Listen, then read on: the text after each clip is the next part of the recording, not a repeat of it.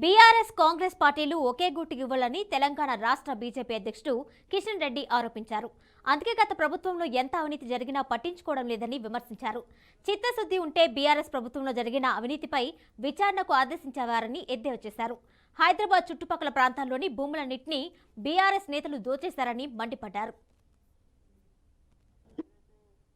చుట్టుపక్కల కేసీఆర్ హయాంలో భూములకు సంబంధించినటువంటి అక్రమ లావాదేవీలు అయ్యాయో, ఇతర లావాదేవీలు అయ్యాయో, వాటన్నిటిని కూడా ఈరోజు దర్యాప్తు చేయాల్సిన అవసరం ఉంది. వాటిపైన సమగ్రమైనటువంటి విచారణ జరపాల్సినటువంటి అవసరం ఉంది. కానీ దానిపైన కాంగ్రెస్ పార్టీ ప్రభుత్వము మరి ఏం చేయబోతుందో ఇంతవరకు ఏం చెప్పడం లేదు. చాలా పెద్ద ఎత్తున ఎన్నడూ లేని విధంగా హైదరాబాద్ చుట్టుపక్కల వేల ఎకరాల భూమి ఈరోజు చేతులు మారడం జరిగింది.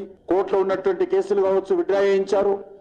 ప్రభుత్వ భూములను ప్రైవేట్ పరమయ్యాయి. వాటన్నిటిపైన సమగ్రమైనటువంటి దర్యాప్తు జరగాల్సినటువంటి అవసరం. కానీ మాకు పరిస్థితి చూస్తూ ఉంటే కాంగ్రెస్ పార్టీ అవినీతి వ్యతిరేకంగా మరి చేస్తాదన్నటువంటి విశ్వాసం మాకైతే లేదు. ఎందుకంటే కాంగ్రెస్ పార్టీ చరిత్రనే ఒక అవినీతి చరిత్ర. కాంగ్రెస్ పార్టీ చరిత్ర అక్రమాల చరిత్ర.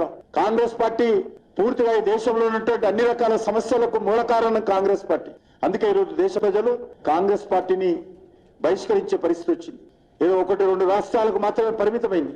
కాబట్టి ఈరోజు రాష్ట్రంలో రానున్నటువంటి పార్లమెంట్ ఎన్నికల్లో మరి భారతీయ జనతా పార్టీ అత్యధికమైనటువంటి సీట్లు సంపాదించేటువంటి కార్యక్రమాన్ని రూపొందించుకుంటున్నాం.